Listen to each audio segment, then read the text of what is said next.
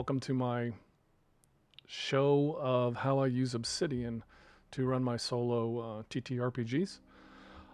The goal of this is to kind of walk you through how I set it up, how I use it, basically by showing you all the different components and stuff like that. My goal is not to teach you how to use Obsidian. There are some wonderful and great YouTube videos out there, and some creators like Josh Plunkett and Obsidian TTRPG tutorials website that's out there, and I'll put those in the links to the video in the description. So if you're interested in learning how to use it, you can do that. But what I did want to do is kind of show you how I use Obsidian to run one of my campaigns. The one I'm doing right now is Star Trek Adventures Captain's Log, and I originally started by using a online website called Living Writer that was used for people writing books and stories like that. It worked for me at the beginning, but I found it wasn't helping me keep track of all the plot lines, easy access to character sheets. I still had them all written out, and so I was looking for some sort of tool that I could put everything onto one computer and be able to use it both at my Mac in my office and my Mac when I'm sitting in bed at night, or really even an iPad Mac. I just figured that out. I can start using an iPad Mac. I just figured out I could start using an iPad for Obsidian also. iPad is not a Mac. Okay, moving on. Okay, so let me kind of walk you through the configuration I have set up here. Again, Star Trek Adventures, Captain's Log. And I'm going to start here over on the far left. This is the folders section, and you'll see, and there are people out there that have created much more detail than me, many more folders than I have. I'm just doing and showing you what works for me and how I actually do it. So what you see is actually created folders. I created a set of folders for the characters, and then I did main characters versus the crew. As I meet more crew on the Demeter, I add those crew along, and then I can add plot points and all of that type of stuff. And so I don't forget, like the Captain Valerie or Theo, who died in one of the episodes. If you haven't watched the episode yet, he died, which is very sad. So you have the characters. Also, you have character cards that I use during gameplay. You can actually see them up here on the screen. It's over here on the right, where I've created sort of cut down character sheets with all the core information, and I did it in a template so I can just go in and fill each one of them out, and I'll show you a little bit of that later. I also have the locations, so the different locations we've been at in the adventure, both the location we were going to, HR 8527, and the location we ended up at, which was Theta-ND. Within Theta-ND, I have information about the planet we're around or on at this moment, and about the star, in case there's anything interesting I need to keep track of notes of all that. And then within the missions, for those that have never played Star Trek Adventures, they recommend a 3-act structure with 5 scenes per act. And then at the beginning of each act, and I call it the prologue, is where you sort of record your captain's log. And I've sort of tried as much as possible to stick to the structure that they recommend. It's working pretty well for me. One thing I've noticed, because I'm turning the gameplay into a story, is that the moment most of my roles are being roles for things that are going to happen a little bit later in the story. You know, think of it like if you go back to the Star Trek, Captain Kirk telling Scotty, hey, go work on this thing. And then Scotty goes off and works on it. We find out later whether it worked or not. So I do those roles, and then I typically save that. And when I go through the act structure here in a second, I'll kind of show you what that layout is like. You can kind of see the structure of how I do that, how I carry plot stuff, and I actually call them plot carries, how I carry that stuff forward to be used later on in the story, especially when I'm creating the videos that are also on my channel. So you'll see I have each mission. I'm going to have this note, this Obsidian, these are called vaults. I'm going to have this Obsidian vault for as long as I play Star Trek Adventures Captain's Log, because what I can do with the crew of the Demeter is I can just add more missions, and each mission can have its own act 1, 2, 3 structure. Now, you don't have to have 5 scenes. It worked really well in the first act. It seems like it's going to work really well in the second act. It could be 2 scenes in the third act as this story sort of comes to an end. So And then further down below, you have the NPCs. So I'm keeping track. The crew of the Demeter have run into 2 unique new species, which I named Species Alpha and Beta in the game. There's a lot more information about them, and I'm going to try to not give too many plot points in case you want to go back and watch the videos. But again, it kind of shows you, as I add more NPCs, I'll add those in here throughout the game. And what it really does a good job is you can link click between all these different parts. You see right here, I can bring up Fitz and look at his stats. I can click on that and go right to Fitz's character, and I'll show you some of that in a second. I can bring up Lassos and Bear, and then Species Alpha, any information. You can see there's some of the roles that I did to create them. So you can it's a really good way to pull up information really quickly, especially when you're playing the solo RPG. And really, Captain's Log, it's just one book and has a whole ton of information.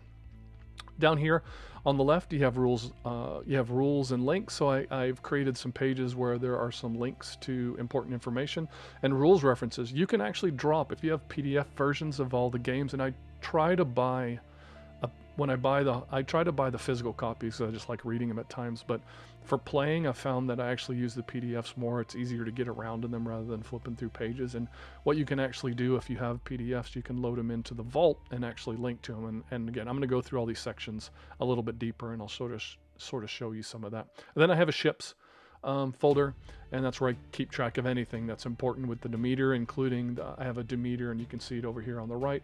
I have a Demeter character sheet with all the important information for when you're rolling when you're rolling for anything that would be considered at the ship or regular crew of the ship. I decided to go, even though Fitz is sort of my main character, I went ahead and built a set of characters for the main characters of this story, whether it's Bear, Lassos, Chris, Addie, Maddie, or Doc. That's Gerald right here. I decided to go ahead and build out character sheets for them because I wanted their roles to be more personalized rather than just use the generic Demeter roles that you can use when just general crew. For example, in one of the stories I had to do a transport, and I created, you'll see here, a transported crew member. Since we met him, he doesn't have a name yet. I went ahead and rolled on the ship's attributes and discipline type information.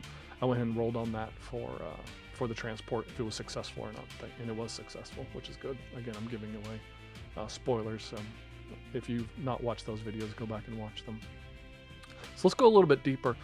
What I want to jump into next, and I'll come back to characters and all that. I did want to show, because I think this is one of the core parts of how you play the games, is back to that, what I said, act, scene structure. So I've got up here Act 2, Scene 3, my most current scene that I'm working on the video for at this moment. And I kind of wanted to walk you through the structure of how I do it. Again, this is just how I do it.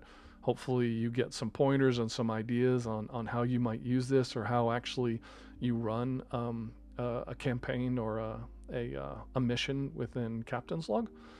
So what I want to do is just kind of walk you through how I structure out the scene, how I work through things. So if you look right here, up at the top, I have a game notes section, and the game notes section is basically everything about me when I'm playing the game. This is where I make notes, I type out stream of conscious thoughts as I play it. I sort of play it in my mind, and as I'm playing it, I type out what they're doing, and I just type it as rough as I possibly can, because I'm not concentrating on making a nice narrative or actually what the dialogue and the story is, all that is going to be. And you'll see it can be really rough. Sometimes I'm streaming out a paragraph, sometimes I'm streaming out sections as I'm thinking things through, as I pause to figure out where the story is going to go based on some roles. Right here, Fitz tried to do a control command and failed miserably, including and got a threat. So usually in those type of situations, I have to think through, okay, what's the ramifications of this? How am I going to work through this? And again, you just have to sort of figure it out and see how it fits into the story.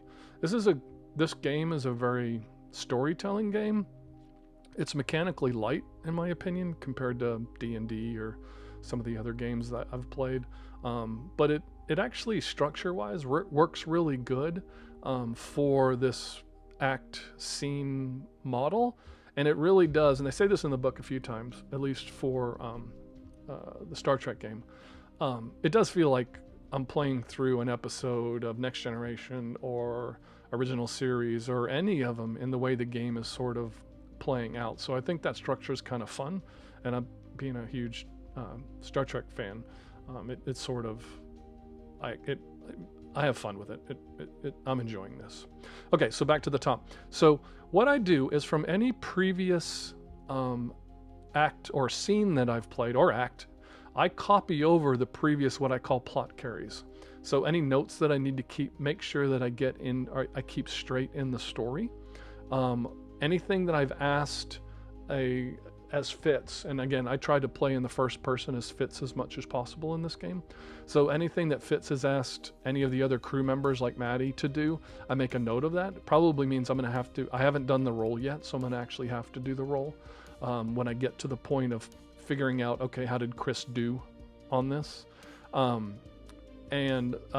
question I asked Lassos at the end of this scene, Lassos is trying to find out whether the captain is awake or not.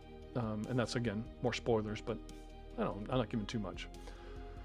Well, I do have a spoiler right here, if you haven't watched the video, and that is, I went ahead and decided already that they're not going to wake the captain, they're going to wake somebody else, and but Fitz, and nobody knows that yet. I also keep track, just to keep my mind straight, where I'm at, where this scene is actually taking place. It's taking place in a settlement on that planet, and it's in a place that the people call the place of control. You'll have to watch the video to figure out what all that means. I also then put who are the characters that are in this. Again, most of this is to keep my head straight. I mean, when I'm working through the plot, I haven't really forgotten, but I think it's just a good way to lay out the scene. To make sure that I don't miss anything. And I reference all this information going back and forth. And then we get into what I call the gameplay. So the way I do it is in parts. And the way that the parts work for me is as items happen or there's natural breakpoints, I create parts. So I'll just stream out a story, and then usually a part ends when I figure out, okay, there's some sort of role that I need to do. And then I go ahead and document the role. The reason two reasons I like documenting the role. One, for history. Because I can always go back and think this through. I can also go back in a previous scene and or a future scene, look at a scene like this and go, okay, here's what was going on, here's what the role looked like, here's what I used control and command on this one, and if I have another situation like that, I can go see, oh, that was a 1620 miserable failure. How did I handle that situation? Maybe I have a simple failure and I don't handle it as bad, so it helps me remember, okay, here's what was going on. So for me, it's I have the person, I went in and tagged their attributes and disciplines. I go ahead and show the target, and then I show the role, and then kind of talk about, well, why am I doing this, and what happened, and how do people react to it. And then typically I go on to the next part, picking up that story. And for me, a scene is all about something happening. It's coming to a goal, and whether that goal was reached or not, or whether we moved on to the next step. That sort of scene. I've seen some other people play this that they only do one role per scene, and I think that's sort of how the game is sort of structured. So there's much more narrative around it. I can have one role in a scene. I've actually had, I think, one scene where I didn't have a role, just because I wanted to play something out narratively to get to the next point. I thought it made more sense. But there is scenes I'm having 2 roles or 3 roles or even 4 roles. It really just depends on what sort of makes sense. And I like to utilize all the different characters as much as possible. Again, I'm thinking of Next Generation and Picard calling back to the Enterprise saying, hey, will you run this for me or do this for me?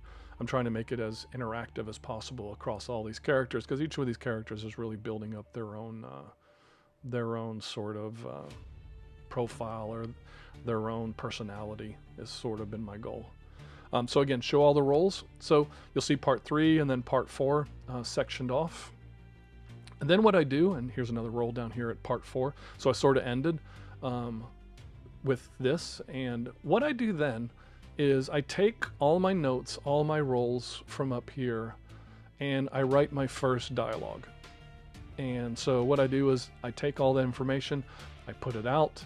I structure, like Species Alpha, who we're talking to right now in the game. I tried to come up with a way to make them sound unique, and if you've listened to the videos, I think they do. So I start working on, okay, what does their dialogue look like, what it might look like. So I do a first draft of that. I run it through ChatGPT just to help me with my grammar, because my grammar sucks. Also, it can be helpful to help me organize my dialogue better. I run it through that. I go back, I do another edit. I run that back through ChatGPT one more time, and then I do my final. I probably do 2, 3, 4 edits. So yeah, I do part 1, part 2, part 3. And usually this is over 2 or 3 days. My gameplay usually happens within one night. So I play out a scene in one evening typically. It usually takes me a couple hours as I think through the story and all of that. Hopefully the stories are good, y'all are enjoying them. But it takes me a couple hours to play the game, and then usually when I'm bored over the next 2 or 3 nights, I'm sitting there just working on. And my goal is to create a 10-minute video, whether that's 1 scene, 2 scenes, 3 scenes. It really depends when I do the dialogue, all that. I'm trying to keep them to right around no more, a little bit more than 6 minutes, no more than 10 minutes. I don't want to have y'all watching 1-hour videos or anything like that. So that's sort of my goal. Okay, so that is sort of the structure for one of the acts. And you'll see, here's a simple one. This is just, if I go back to Act 1, and this is how I did a captain's log. This is just Fitz talking. So I can go back and do a captain's log and all that other type of stuff. Now back to what I was saying earlier about links. Right here, I can just click on Fitz and I can go right to his character sheet. So within his character sheet, the way I've set it up is I have aliases for him. So if I use his name in other places, it can find that. And basically, I tried to copy all of the information from the character sheet and create my own using tables and all that. So I have all of his focuses, all of his values. His short temper value has come into play very recently. And you can kind of see that. But I can flip between this. I can flip over to Bear. I can flip to Addie. I can flip to Theo. You'll see it's very short. He died on Demeter during mission 1. And you'll have to listen to the story for that. But I can at least keep track that he was an engineer, and anything else plot-wise that comes up, including like the captain here. So again, you see there's a little bit more information. He's incapacitated, and he's captain of the U.S. Demeter, and I can keep track on a mission basis for each one of the games that I play. So yeah, so that's sort of how the characters lay out. That's sort of how the acts lay out. A little bit more details. Let's go ahead and look at Species Alpha right here. So I have a description of them. Here's every roll I did to keep them. What that does is it helps keep me in track. Like I have to remember that they're a telepathic, peaceful creature, and they live in the grasslands. So when I'm building out the narrative of where they live and their agricultural and their feudal, that actually made me determine they were a pre-warp species. It helps me build out, okay, who's their character. And then also, you'll see right here, I can go down to any one of these sheets, and any place that I've created a link, and you've created a link, you can actually go back and see, does not know we're coming, Species Alpha. So I can find out, okay, where was that point where they didn't remember where we were coming? And I can look up, okay, Act 1, Scene 5. So it really, what it does is it makes my story, and again, this is part of the reason I moved away from Living Writer, was Living Writer, although I could keep notes, I didn't have a way of linking across, and the notes were so small, honestly, on the screen, they were almost unusable. And so that's why when I saw Josh's videos on Obsidian, I just jumped in. And maybe it'll also help. It only took me a couple nights of being bored, of moving everything from Living Writer into here, and then honestly building all of this out. Once you do the simple things, the linking and understanding folders and notes and all that, and that's all these are, everybody. They're just notes. Once you understand the notes, it's really easy to get this built up, and then you can do these cool things like, again, let's go back to Act 2, Scene 3. When I'm sitting here playing the game, I can have, this is called the character cards, and this is on what's called a canvas. It's really nice having all of this up when I'm doing my rolls.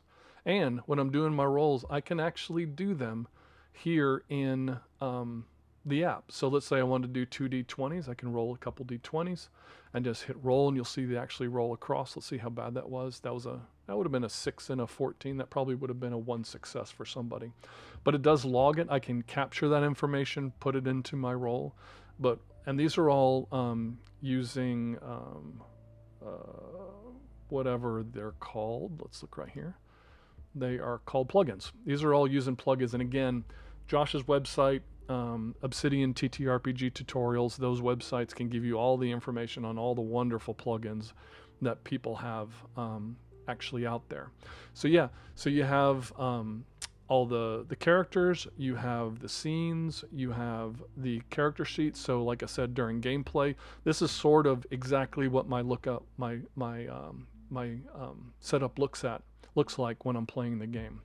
And then let's say I want to start and go through, I need to go do scene 4.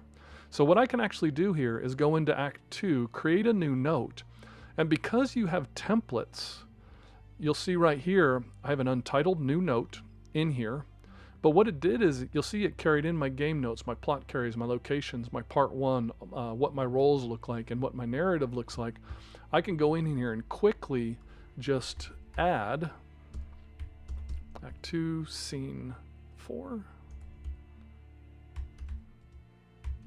And it's now out there. It's a new note. All that was in here, and that's using something called templates. And what I have is, if you look at my Z formats, I've got a scene format, which is that, and it actually carries it in. And so you can set up templates. So when you create new characters, so when I was creating, I created Fitz first. So his sheet right here. Oh, and here's your note-taking version versus your view version. When I was creating Fitz, I created a template off this, and so that I could copy it down and then just plug in Chris's information or Doc's information or Bear's information, basically to cover all that type of stuff. So there's lots of shortcuts. So with a little bit of upfront work, you basically, at least for Star Trek Adventures Captain's Log, I now have a permanent place that I will keep all of my information for my gameplay in one place, and it's pretty cool. One of the things I did want to show you was my links pages. Go a little bit deeper into how the links actually work. So I'm gonna click on links right here, and I've actually got there's a website I found for calculating stardate. So if I actually click on that, I can go to that web page, launch it, and do a calculate. I didn't want to forget about it because I'm trying very hard through the gameplay to stay close to actual star dates. Again, to add a little bit of realism, but you can actually add links as you go. This one actually is a little bit more interesting. So I started adding these recently. I always have to go back and remind myself, okay, how do the attributes work and all of that. So if I go in here and I actually click this, remember I said I loaded the PDF, you can create links to specific pages within the PDFs themselves. And so I think it's going to be super helpful, either for when you do adventures. If you have a PDF of the adventure, you can actually put, all your rooms, you could lay them out and have quick notes into all the rooms. So as you're jumping back and forth, you're just clicking links. So I think it's a super helpful way to put information in there for what's going on. And so, yeah, the links and the rules reference are great and great ways to add notes. And all of this is super easy to do. Go back and look at Josh's videos or Obsidian TTRPG tutorials, which I think is from Josh also. But I think he's really good at laying out how to set all this up, especially within an RPG type of scenario. So yeah, you can drop new notes. You can create links. And again, I'm not going to teach y'all how to do all that because this is more about how I use the tool to play the game. Different formats, different files. You'll see I dropped in the Captain's Log rules. And again, here's the sheet on the Demeter, and again, all the information that I rolled, which type of, it's a Surya, it's original series Surya, a size 4 frigate. I'm actually 3D modeling it just for fun on the side when I'm really, really bored. But yeah, so that's my use of Obsidian. Hopefully y'all like this video, and put something in the comments if you have any questions. And if you want me to go deeper on anything, I'll be happy to do another follow-up video to this. So that's it. Thanks, everybody.